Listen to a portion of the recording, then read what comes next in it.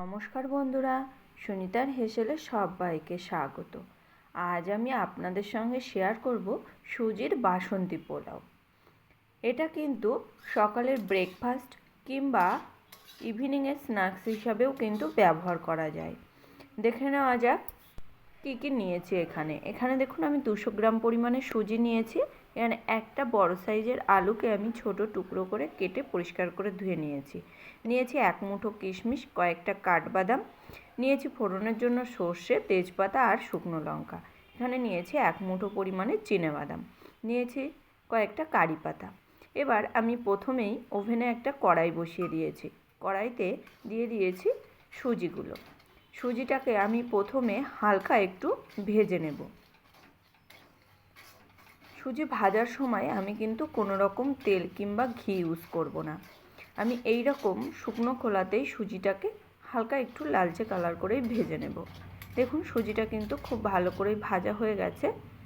সুজিটাকে আমি নামিয়ে নিয়েছি। এবার ওই একই কড়াইতেই দিয়ে দেব পরিমাণ মতো সাদা তেল। এখানে আমি 2 টেবিল চামচ পরিমাণে সাদা তেল ব্যবহার করেছি। প্রথমেই দিয়ে দেব চিনেবাদামগুলো হালকা একটু নেড়ে নেব। দেখুন, চিনেবাদামগুলো হালকা একটু নেড়ে নিয়েছি। এবার দিয়ে দেবো কয়েকটা কাঠবাদাম আর চিনেবাদামটাকে এবার আমি খুব ভালো করে একটু ভেজে নেব।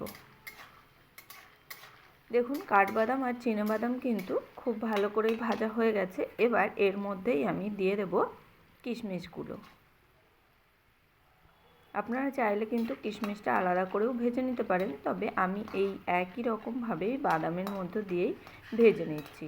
বাদামটা যখন খুব ভালো করে ভাজা হয়ে গেছে, নামানোর আগেই আমি কিশমিশটা দিয়ে হালকা একটু ভেজে নিলেই কিন্তু কিশমিশটা ভাজা হয়ে যাবে। কিশমিশ ভাজতে তো খুব বেশি সময়ের প্রয়োজন লাগে না, তার কারণেই আমি এখানে শেষে কিশমিশটাকে দিয়ে একটু ভেজে নিয়েছি। সমস্ত কিছু তুলে নিয়েছি, নিয়ে ওই একই তেলের মধ্যেই আমি কারি পাতাগুলোকেও ভেজে নেব। দেখুন, এখানে কারি পাতাগুলোকেও কিন্তু দিয়ে দিয়েছি। এবার কারি পাতাগুলোকেও কিন্তু খুব ভালো করে একটু ভেজে নিয়েছি। কারি পাতাটাকে তুলে নেব। তুলে নিয়ে ওই একই তেলের মধ্যেই আমি কেটে রাখা আলুগুলোকে দিয়ে দেব। এখানে আমি সবজির মধ্যে শুধু আলুটাই ব্যবহার করেছি। আপনারা চাইলে কিন্তু এখানে গাজর, বিনস, ক্যাপসিকাম সবই ব্যবহার করতে পারেন। এবার এই আলুর মধ্যে দিয়ে দেব সামান্য একটু লবণ আর দিয়ে দেব সামান্য একটু হলুদ গুঁড়ো। লবণ আর হলুদ গুঁড়ো দিয়ে আলুটাকে কিন্তু খুব ভালো করে ভেজে নেব।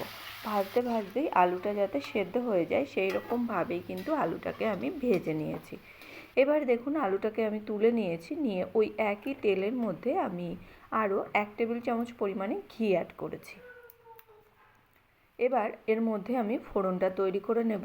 তার জন্য দিয়ে দিলাম তেজপাতা, শুকনো লঙ্কা আর দিয়ে দেবো গোটা সর্ষে। এখানে কিন্তু আজ আমি পোলাওতে কোনো রকম আদার ব্যবহার করিনি। আপনারা চাইলে কিন্তু এখানে আদার ব্যবহারটা করতে পারেন।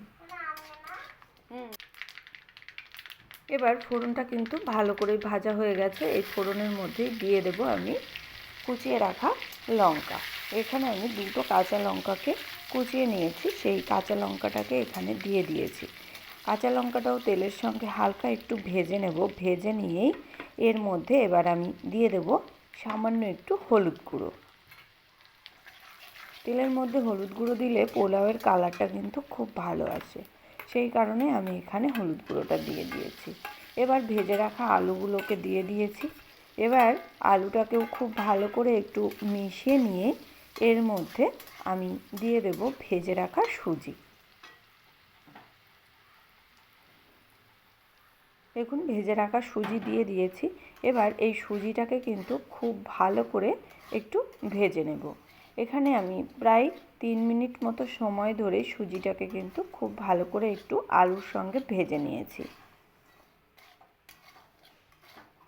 এবার এই সুজির মধ্যে দিয়ে দেব স্বাদ অনুযায়ী লবণ, দিয়ে দেব স্বাদ অনুযায়ী একটু চিনি।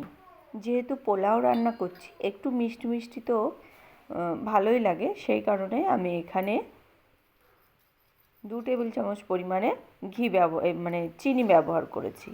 খুব ভালো করে এবার চিনি আর লবণটাকে মিশিয়ে নেব। এই টাইমে চিনি আর লবণ দিলে কি হবে, সমস্ত সুজির সঙ্গে কিন্তু খুব ভালো করে মিশে যাবে।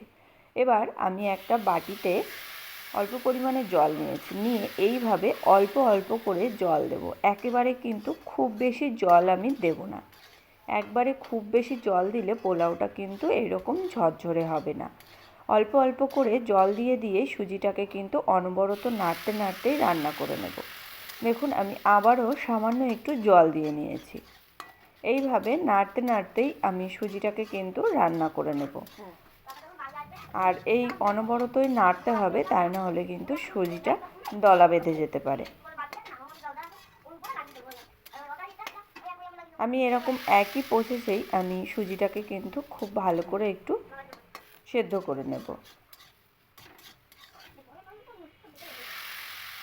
এখানে আমার সুজিটা রান্না করতে মোটামুটি হাফ বাটির থেকে একটু বেশি জল আমি এখানে ব্যবহার করেছি। দেখুন সুজিটা কিন্তু খুব ভালো করেই হয়ে গেছে, আর সুজিটা কিন্তু খুব ভালো করেই সেদ্ধও হয়ে গেছে।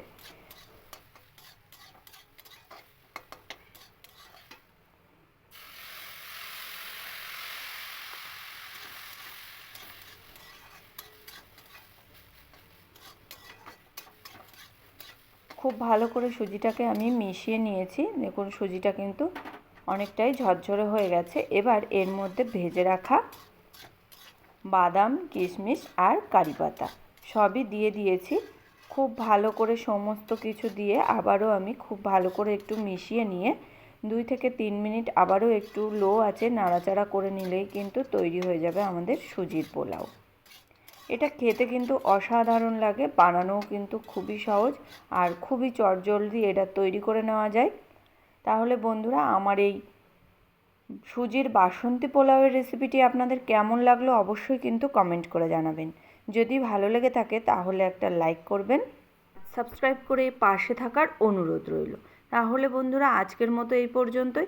আবার দেখা হবে নতুন কোনো রেসিপি নিয়ে। ভালো থাকবেন, সুস্থ থাকবেন। ধন্যবাদ।